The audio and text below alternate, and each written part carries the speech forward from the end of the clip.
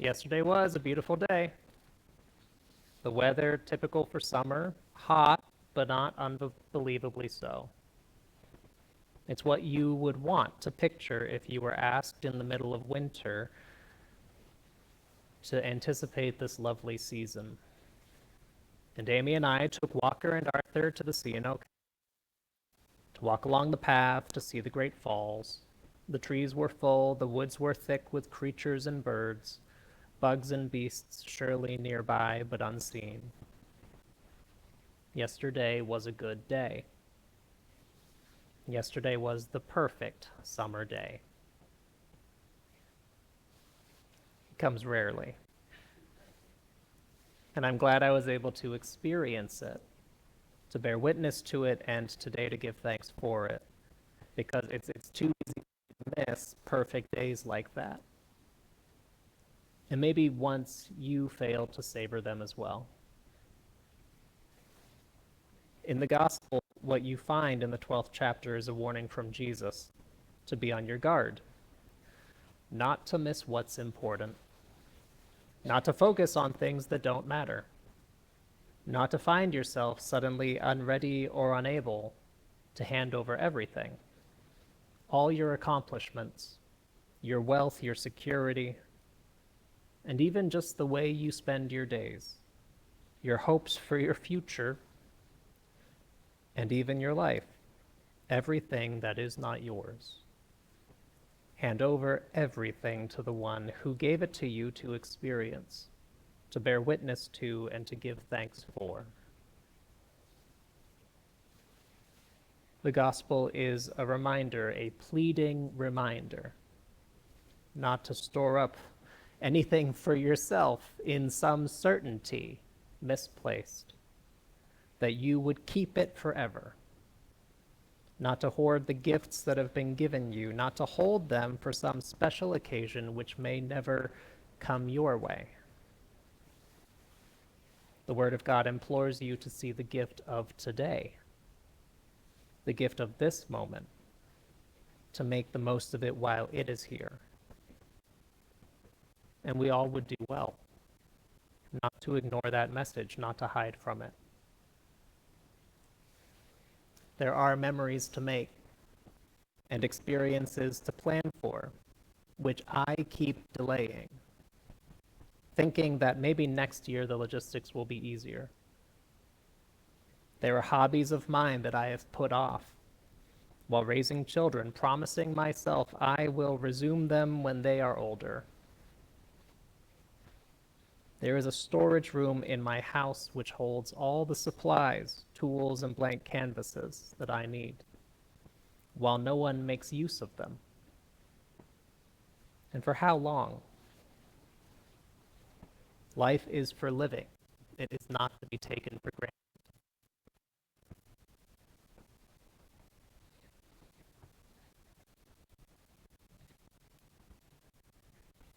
Maybe you remember the story of Elisha, his call by Elijah the prophet.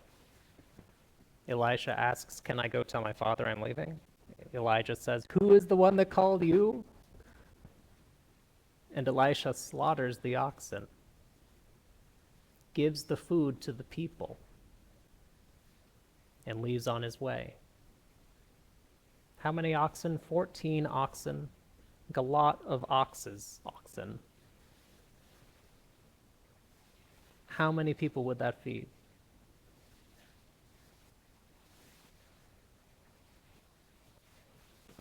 And what about the rich man? Land produced abundantly.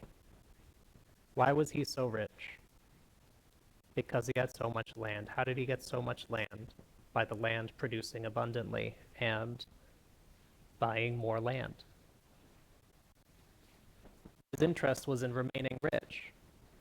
He tore down his storehouses. He made bigger ones to keep the crops for himself for years to come. Maybe he would sell them to people who were hungry when they had a bad year. Maybe he would keep getting richer. The thought didn't occur to him, the land has produced abundantly. Maybe I can share it. Maybe I can spare some of it and still be a rich man. Maybe I could give away half of it and still be a rich man. The thought doesn't occur to him. The only thing that comes to mind is to keep it greedily, fearfully,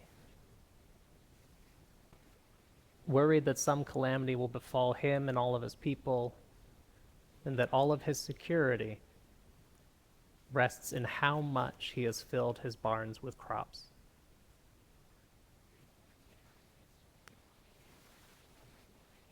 And he forgets that it's the land that has provided, produced abundantly. It isn't him. He didn't do it. I can't grow the plants that are in my garden. Like I plant them, they grow. The land produces abundantly.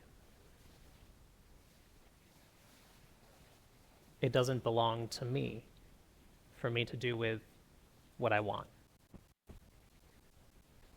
It's something to share when I can. It's something to share even when I think I can't.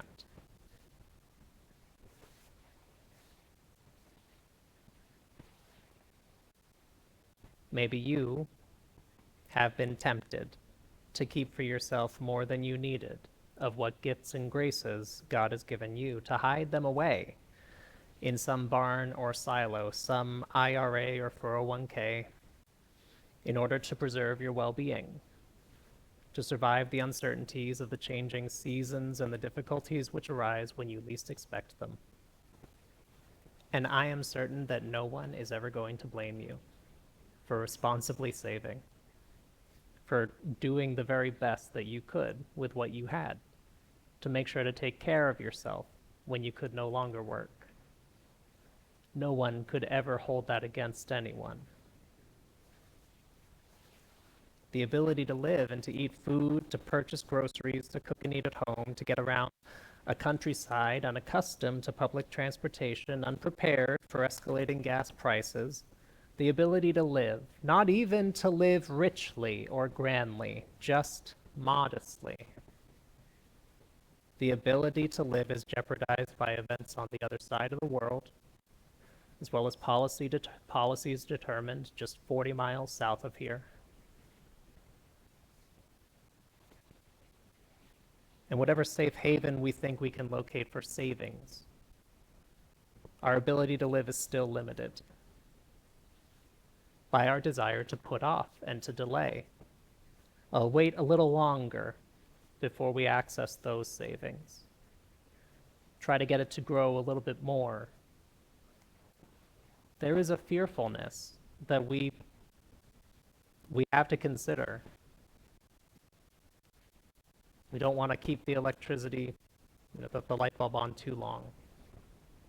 We don't want the heating to be too high, the air conditioning to be too low. We worry that our savings won't last as long as we last. And then where will we be? That terrible fear can make us make choices that keep us from living each of our days that we are given. We don't want to use gas to go and see a friend, and so we live in isolation.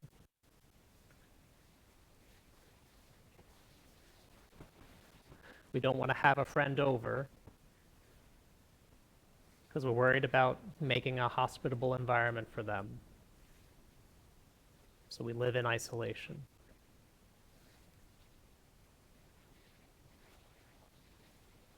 Maybe out of fear and in the midst of tying up your savings and your assets in accounts that promise the smallest of returns, maybe in the middle of battening down the hatches and preparing to weather the storm after storm, from housing crisis to pandemic to whatever we have now, maybe in rejecting people who have come to the door asking for donations, in ignoring people asking for support, maybe you also hid from what God gave you. the opportunity to help out, the opportunity to share, to bless someone with what you had. Not too much, just a little. You would still be, in the eyes of the world, a rich man. Maybe in your reasonable, thoughtful, responsible planning and preparing, you doing all of that work, maybe along the way, you were like so many people and forgot that it is God who entrusted you with the gifts you have, God who makes the land provide abundantly, that your safety and security is a gift.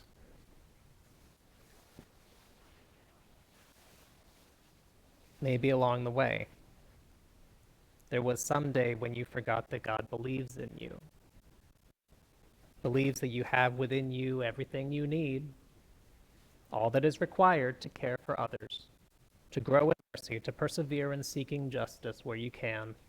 Maybe you just forgot along the way that you are not the only one walking along life's long road, hoping for peace and kindness. There are others too. Consider what it might look like to spend part of today, not tomorrow, not this week, living, just living, rather than planning or fretting. Use the fretting, the worrying, as the trigger, the reminder. I need to stop that right now and instead write a card and put a stamp on it and put it in the mailbox to be picked up. Use the worrying and the fretting. Oh, how will we make it through the summer heat and the higher Pepco prices that go until November 1st? Is this still summer pricing in October 31st? Maybe you can use that worry to be the reminder of today's sermon, to write a simple card to someone you haven't seen in too long, someone that you felt disconnected from. How would living today affect the world around you? There is a whole world that is growing and changing, summer ebbing, leaves falling, seasons blowing by, movements forming and coming apart. There is a whole world of people who need to be inspired to walk with God in their lives, the whole of their lives, not just Sunday mornings, not just in their thoughts and prayers, not just with the people that they like, but in everything, to follow after the way of Christ, to walk the road of equity, to travel the way of peace and righteousness.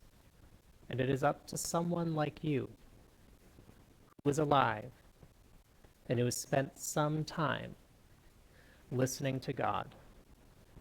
It is up to someone like you to help to inspire them. And you can do that by replacing your worrying, your self-interested, self-absorbed worrying that is universal, normal, to replace some of that with living, giving, sharing time,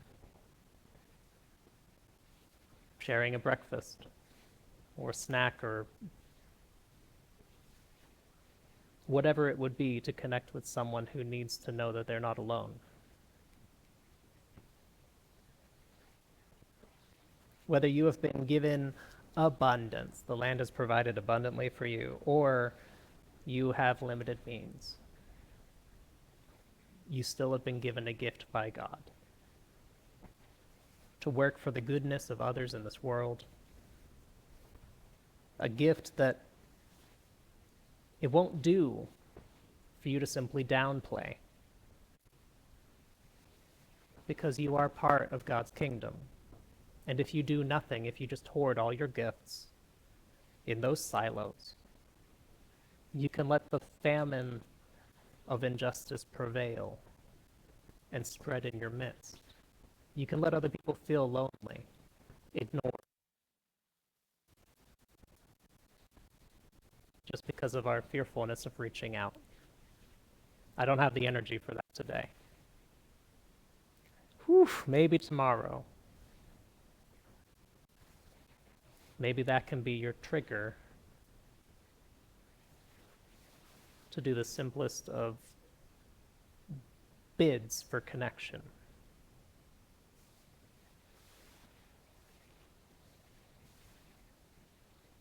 What would happen if we all believed that? That it's not by our efforts, but simply the grace of God that the land produces so abundantly.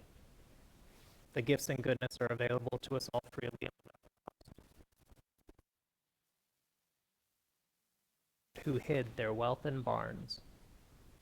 What would it look like with what we had been given? How much more kindness would there be? Especially starting with a church like this one.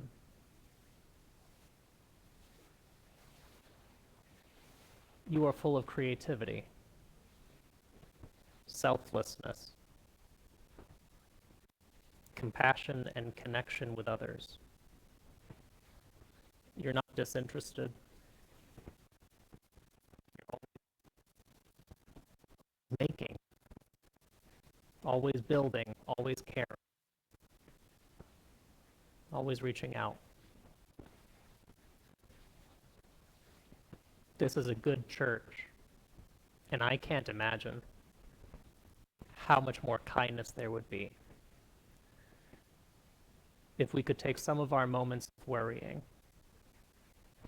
and put them down, not worry about them too much. I can't even imagine. So will you be on your guard against fretting?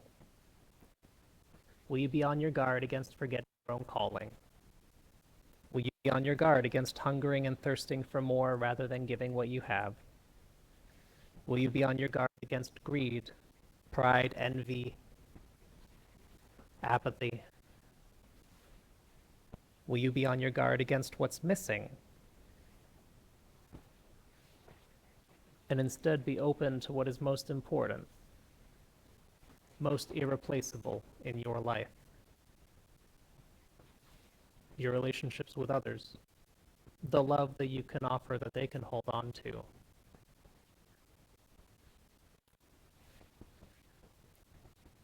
May all the love that you have be shared with others so that when you are gone, you will know whose your love has become.